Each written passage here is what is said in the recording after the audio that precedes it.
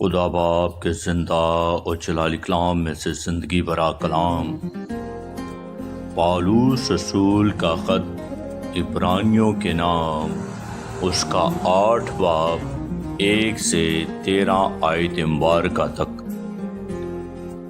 اب جو باتیں ہم کہہ رہے ہیں ان میں سے بڑی بات یہ ہے کہ ہمارا ایسا سردار کائن ہے جو آسمانوں پر کبریا کی تخت کی دائیں طرف جا بیٹھا اور مقدس اور اس حقیقی خیمہ کا خادم ہے جسے خداوند نے کھڑا کیا ہے، نہ کہ انسان نے۔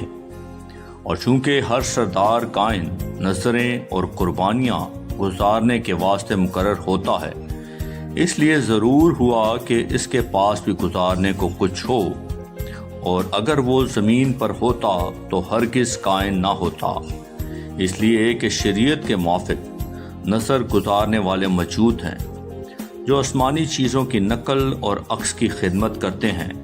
چنانچہ جب موسیٰ خیمہ بنانے کو تھا تو اسے یہ ہدایت ہوئی کہ دیکھ، جو نمونہ تجھے پہاڑ پر دکھایا گیا تھا اسی کے مطابق سب چیزیں بنانا، مگر اب اس نے اس قدر بہتر خدمت پائی جس قدر اس بہتر عہد کا درمیانی ٹھہرا جو بہتر وعدوں کی بنیاد پر قائم کیا گیا ہے۔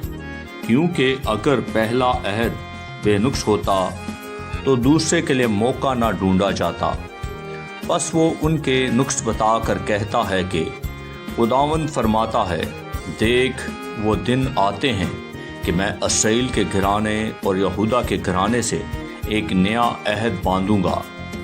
یہ اس عہد کی مانند نہ ہوگا جو میں نے ان کے باپ دادا سے اس دن باندھا تھا جب ملک مصر سے نکال لانے کے لیے ان کا ہاتھ پکڑا تھا، اس واسطے کہ وہ میرے عہد پر قائم نہیں رہے۔ اور خداوند فرماتا ہے کہ میں نے ان کی طرف کچھ توجہ نہ کی۔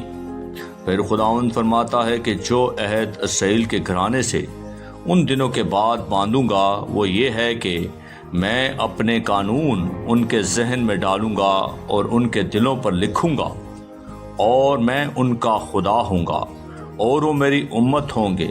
اور ہر شخص اپنے ہم وطن اور اپنے بھائی کو یہ تعلیم نہ دے گا کہ تو خداوند کو پہچان، کیونکہ چھوٹے سے بڑے تک سب مجھے جان لیں گے، اس لیے کہ میں ان کی ناراضگیوں پر رحم کروں گا اور ان کے گناہوں کو پھر کبھی یاد نہ کروں گا۔